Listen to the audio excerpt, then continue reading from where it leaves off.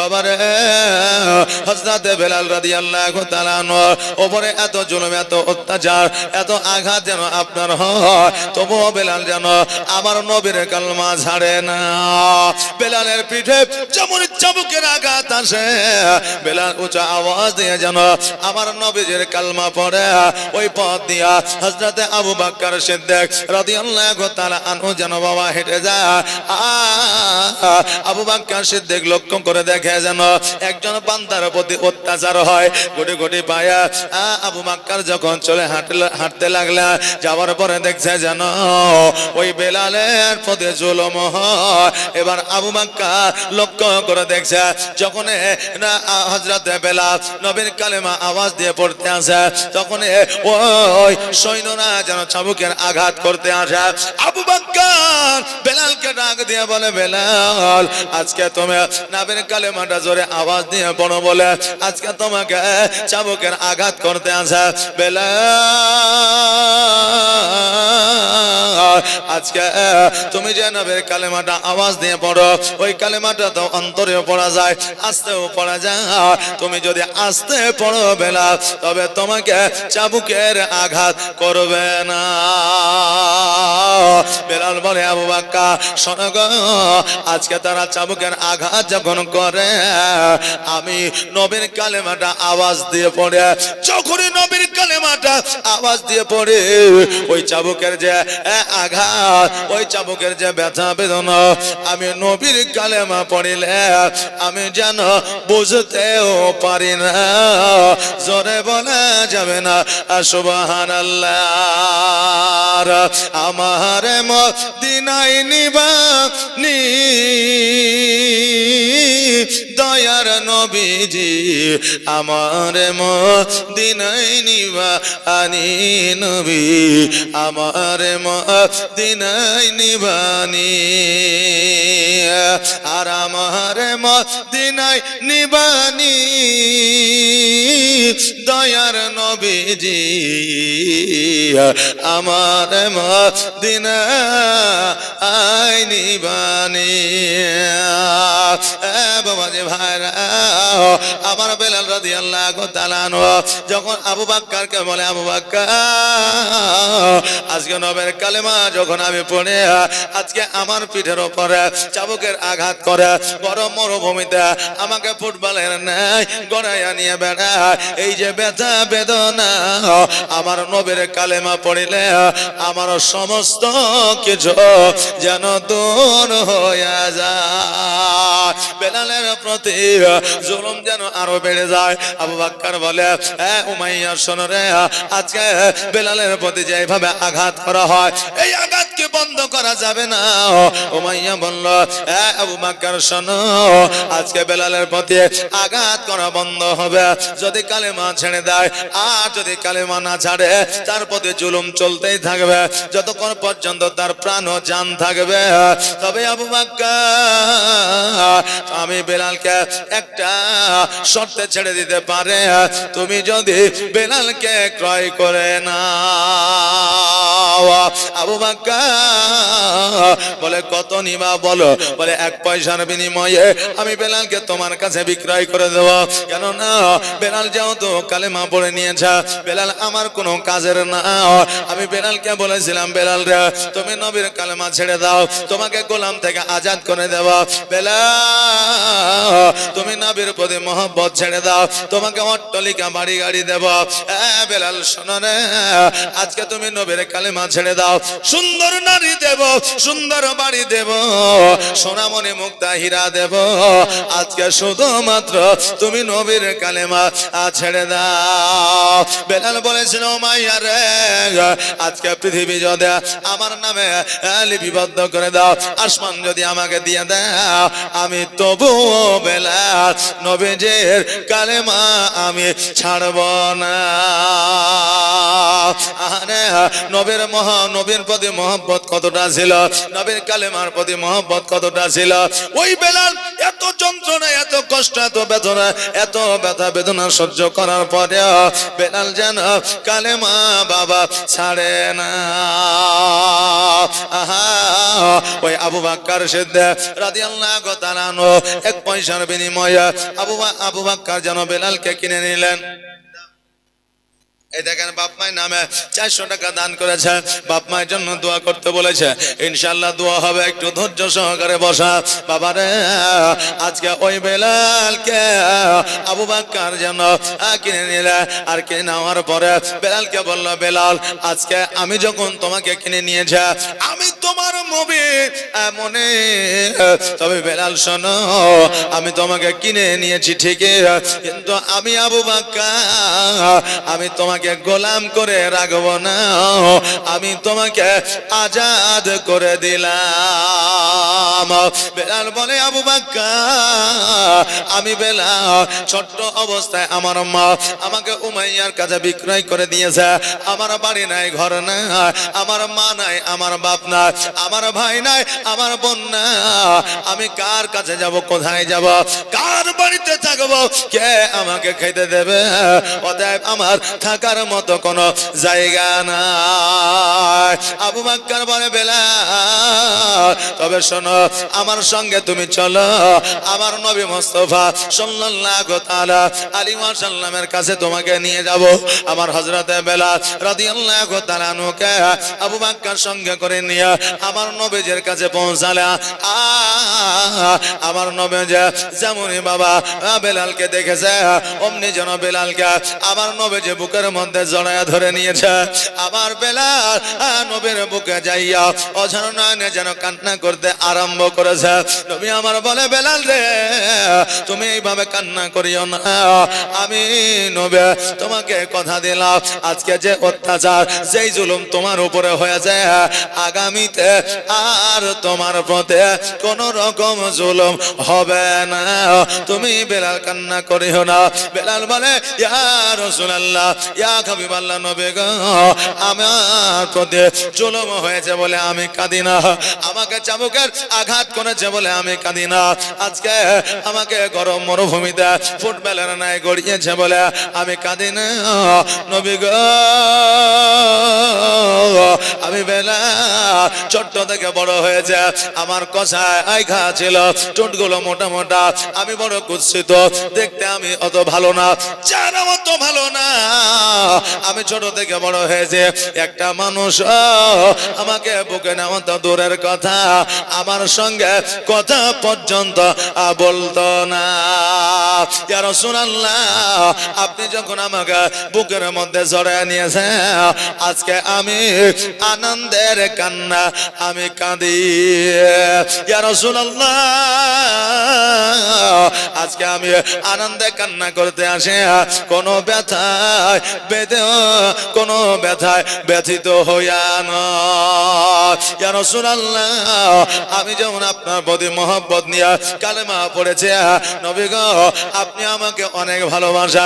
ইয়া রাসূলুল্লাহ, আপনার প্রতি আমার প্রতি যদি মহব্বত না থাকতো, তবে আপনি কখনোই আমাকে বুকে টেনে নিতেন না। নবী গো তোমার মতো এত ভালো, তোমার মতো এত ভালো কেউ তো আমায় বাসে না, তাই তো নবী আমি তোমার দিওয়ানা, তাই তো রাসূল আমি তোমার দিওয়ানা, তোমার মতো এত ভালো, তোমার মতো এত ভালো কেউ তো আমায় বাসে না, তাই তো নবী আমি তোমার দিওয়ানা। ও কি শুনেছে কিতাবের লেখা, নবী ছাড়াই আমার জীবন জীবন ফাঁকা গো নবীজিকে ভালো না বাসিলে নবীজিকে ভালো না বাসিলে আল্লাহ পাওয়া যাবে না তাই তো নবী আমি তোমার দিওয়ানা তোমার মতো এত ভালো তোমার মতো এত হালিম বসন্তপুর থেকে 400 টাকা দান করেছে বেনামে বেনামে দেখেন 500 টাকা দান করেছে জাযাকাল্লাহ মাশাআল্লাহ বারাকাল্লাহ সুবহানাল্লাহ সুবহানাল্লাহ আর তোমার মতো এত ভালো তোমার মতো এত ভালো কেউ তো আমায় বাসে না তাই তো নবী আমি তোমার দিওয়ানা বাবাজি ভাইরা আমার বেলাল রাদিয়াল্লাহু তাআলা বলে ইয়া রাসূলুল্লাহ ইয়া হাবিবাল্লাহ নবী গো আজকে যে আমার চোখে পানি আজকে যে আমি ওঝর নয়নে কান্না করতে আছে আজকে আমাকে চাবুকের আঘাত করেছে বলে কাঁদি না আজকে মরুভূমিতে গরম বাড়িতে ফেলে রেখেছে বলে কাঁদি না ইয়া রাসূলুল্লাহ আপনি মহব্বতে বুকে টেনে নিয়েছেন বলে আমি আনন্দে আনন্দিত হইয়া কান্দি আমার দয়ার নবী মুস্তাফা সাল্লাল্লাহু তাআলা আলাইহি ওয়াসাল্লাম বলে বেলাল আজকে তুমি আমার কাছে এসেছো আমি নবী আমি তোমাকে বলে দিলাম আজকে থেকে তোমার প্রতি আর জুলুম হবে না আবু বকর বলে ইয়া রাসূলুল্লাহ ইয়া হাবিবাল্লাহ নবী গো উমাইয়া বেলালের প্রতি অত্যাচার করতেছিল আমি আবু বকর বেলালকে ট্রাই করে নিয়ে এসে আমি বেলালকে আজাদ করে দিয়েছে তবে নবী গো এই বেলালের থাকার মতো কোনো জায়গা নয় এই বেলালে বসবাস করার মতো কোনো জায়গা নয় বেলালের মা না হযরতে বেলালে আব্বা নাই ভাই নাই বোন নাই ইয়া রাসূলুল্লাহ বেলাল কোথায় থাকবে এই জন্য আমি আপনার কাছে নিয়ে এসেছি আমার নবী মুস্তাফা সাল্লাল্লাহু তাআলা আলাইহি ওয়াসাল্লাম বলে বেলাল আজকে আমি এমন একটা জায়গা তোমাকে দেব এমন একটা সুসম্মানের সম্মানিত জায়গা তোমাকে আমি দেব আগে কখনো আমার আল্লাহ তাবারক তাআলা কাউকে দেয় না আয় বেলাল শোনো আজকে আমি নবী তোমাকে মসজিদের মুয়াজ্জিন বানায়া আদি বজরে বলেন সুবহানাল্লাহ বেলাল মসজিদে কেমন মুয়াজ্জিন ছিলেন রে বাবা যেই বেলাল আযান না দিলে সুবহের সাদেক হইতো না যেই বেলালের আযান আল্লাহর কাছে আজিমে পৌঁছায়া যাইতো যেই বেলালের আযান খোদ আমার আল্লাহ তাবারক তাআলা শ্রবণ করতেন ওই বেলাল দুনিয়ার মধ্যে এমন একজন মুয়াজ্জিন ছিলেন যার আযানে সুবহের সাথে বাবা হইতো জোরে বলে সুবহানাল্লাহ এই জন্য আমার নবী মুস্তাফা সাল্লাল্লাহু তাআলা আলাইহি ওয়াসাল্লাম বলেছে হে আমার উম্মত উম্মতি তোমরা শুনে নাও যারা পৃথিবীর মধ্যে মসজিদে আযান দেবে যারা মুয়াজ্জিন হবে মৃত্যুর পরে কিয়ামতের দিনে আমার আল্লাহ তাবারক তাআলা তাদের মাথাকে সবার চাইতে উঁচু বানায়া দিবে জোরে বলেন সুবহানাল্লাহ যারা মসজিদে আযান দেবে পৃথিবীর মধ্যে যারা মুয়াজ্জিন হবে কিয়ামতের দিন তাদের মাথাটাকে উঁচু বানায়া দেওয়া হবে মানুষ দেখলে জানতে পারবে বুঝতে পারবে যে ইনি পৃথিবীর মধ্যে আযান দিতে অর্থাৎ মুয়াজ্জিন ছিলেন জোরে বলেন সুবহানাল্লাহ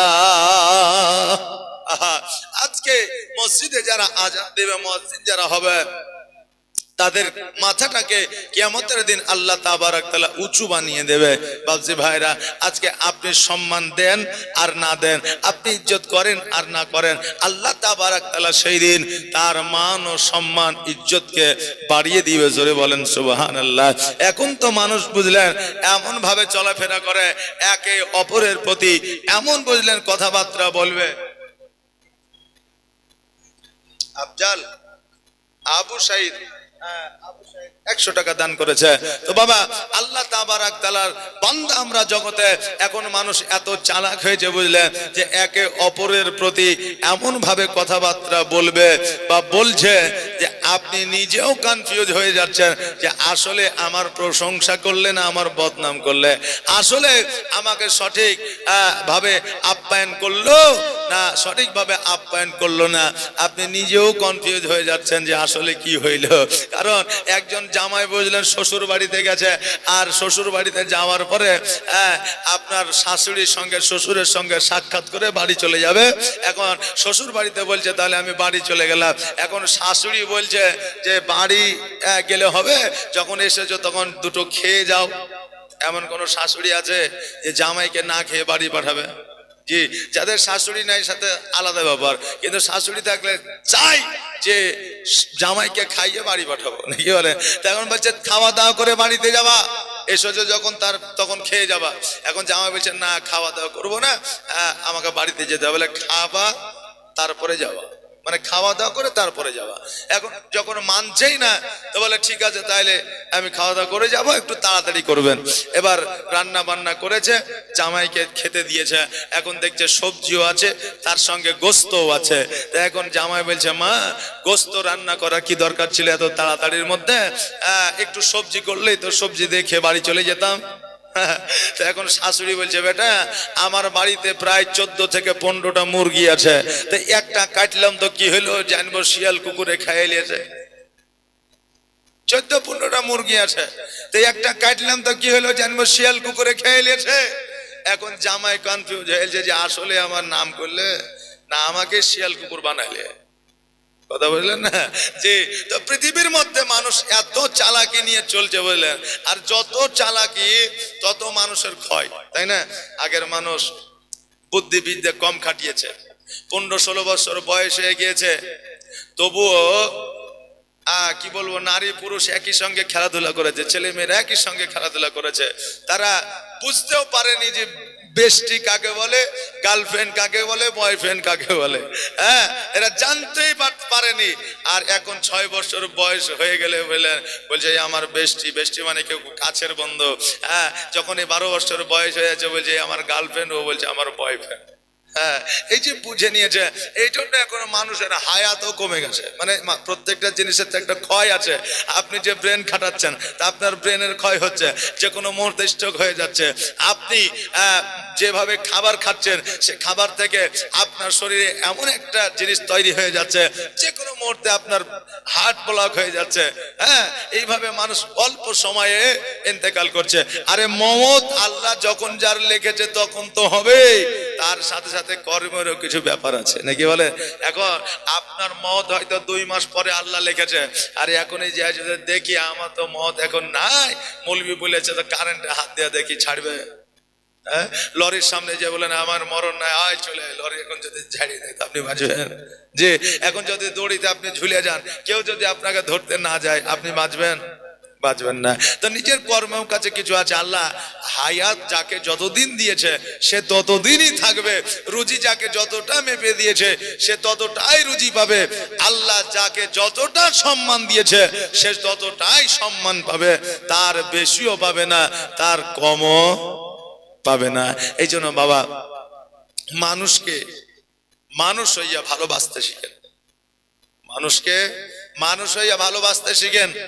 যে কোনো ধর্মের হইতে পারে, হিন্দু, জৈন, খ্রিস্টান, ইহুদি, নাসারা। আরে তারা তো অন্য বেধর্মিক যারা আছে তারা তো এমনিতে জাহান্নামে, তারা তো জান্নাত পাবেই না। কারণ এটা আমার কথা নয়, রাসূলুল্লাহর কথা। যে কালেমা নবীর কালেমা যদি না পড়ে সে যতই ভালো মানুষ হোক না কেন, যতই আপনার কাজ করে দেখ না কেন, যতই দান করুক না কেন, তার কোনো কিছুই কাজে আসবে না নবীর কালেমা ছাড়া। তো তাদেরকে যদি আমরা দুনিয়াতে অবহেলা করি তাহলে হবে? জি, এই জন্য আমরা মানুষকে ভালোবাসবো। এই মানুষকে ভালোবাসার কারণে আল্লাহ তাবারাক তাআলা হয়তো কাল কিয়ামতের দিনে আমাদের জান্নাতবাসী করবে।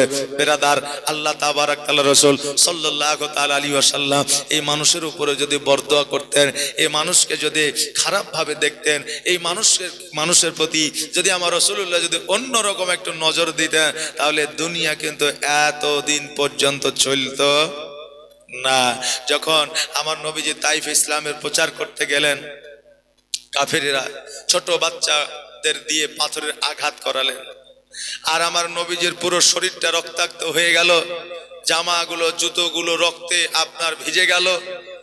আমার আল্লাহ তাবারাক তাআলা জিবরিলকে বললেন, জিবরিল যাও তুমি আমার হাবিবকে জানিয়ে দাও যে আমার হাবিবের কষ্ট আমি আল্লাহ সহ্য করতে পারি না, অতএব আমার হাবিব যদি একবার বলে দেয় আমার দুনিয়া চাই না, আমার হাবিবকে চাই, জোরে বলেন সুবহানাল্লাহ। একবার যদি আমার হাবিব আমার কাছে দোয়া করে দেয়, আমি সমস্ত পৃথিবীকে ধ্বংস করে দিব।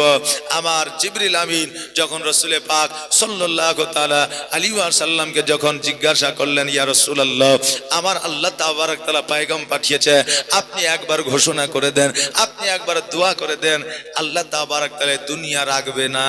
আমার রাসূল বলেছিলেন, ওগো আল্লাহ, আজকে এই জগতের মানুষ আমাকে চিনতে পারে নাই, আমাকে বুঝতে পারে নাই, যদি আমাকে নাসিমা দাদু দাদি নানা নানি নামে 500 টাকা দান করেছে। তো আমার রাসূল বলেছে, এরা আমাকে এখনো পর্যন্ত চিনতে পারে নাই, যে এরা যেদিন আমাকে চিনতে পারবে সেদিন আমাকে পাথর মারবে না, আমার হাতে পায়ে চুম্বন করবে, জোরে বলেন সুবহানাল্লাহ। আজকে আমার নবীজি ইসলামের প্রচার ও প্রসার করেছেন, কাউকে ভয় দেখিয়ে নয়, কাউকে জোরপূর্বক নয়। আমার নবীজির ব্যবহার চরিত্র দেখে আজকে কাফের বেদিন ইহুদি নাসারা মূর্তি পূজারী চন্দ্র পূজারী এরা সকলে নবীর কালেমা তাইয়্যিব লা ইলাহা ইল্লাল্লাহ মুহাম্মাদুর রাসূলুল্লাহ সাল্লাল্লাহু তাআলা আলাইহি ওয়াসাল্লাম কালেমা পড়ে মুসলমান হয়েছে। বাবারে, তাই আজকে আমাদের করণীয় হবে যে আমরা মানুষকে ভালোবাসবো। আজকে মানুষকে এত ভালোবাসবো যাতে সে উন্নতি করে, তার পেছন থেকে যেন আমরা কোন রকম ভাবে নিচে নামানোর চেষ্টা না করি। যে আজকে মানুষ যদি কেউ ভালো কাজ করে, তার দুশ্মন তৈরি করা লাগবে না, দুশ্মন অটোমেটিক হয়ে যাবে না, হবে না? আজকে আপনি দুটো পয়সা রোজগার করেন, ভালো কাজে জয়েন করেন, ভালো কোম্পানিতে চাকরি নেন, ভালো সরকারি চাকরি পেয়ে যান, আপনার দুশ্মনের অভাব হবে না, অটোমেটিক দুশ্মন তৈরি হয়ে যাবে। বাপজি ভাইরা, আমার মায়েরা, এই জন্য আপনাদেরকে বলবো যে মানুষের প্রতি হিংসা নয়, মানুষের প্রতি জুলুম নয়, মানুষকে ভালোবাসতে শিখুন। এটাই হচ্ছে আমাদের করণীয়, এটা হচ্ছে আমাদের কর্তব্য। বাবা, হিংসাতে আমাদের ক্ষতি হয়, লাভ হয় না, আমাদের ক্ষতি হয়, লাভ হয় না। বেরাদার, তা আল্লাহ তাবারাক তাআলা রাসূল সাল্লাল্লাহু তাআলা আলাইহি ওয়াসাল্লামকে যখন মুয়াজ্জিন বানিয়ে দিলেন, হযরতে বেলাল আজান দিতেন প্রতিনিয়ত 5 ওয়াক্ত। এখনো মক্কা নগরের মানুষেরা, আরবের মানুষেরা, এরা কিন্তু তাদের ভাষাটাই ছিল আরবি, আর এই আরবি ভাষা তারা বুঝতে পারত। জি, আরবি ভাষা তারা বুঝতে পারত।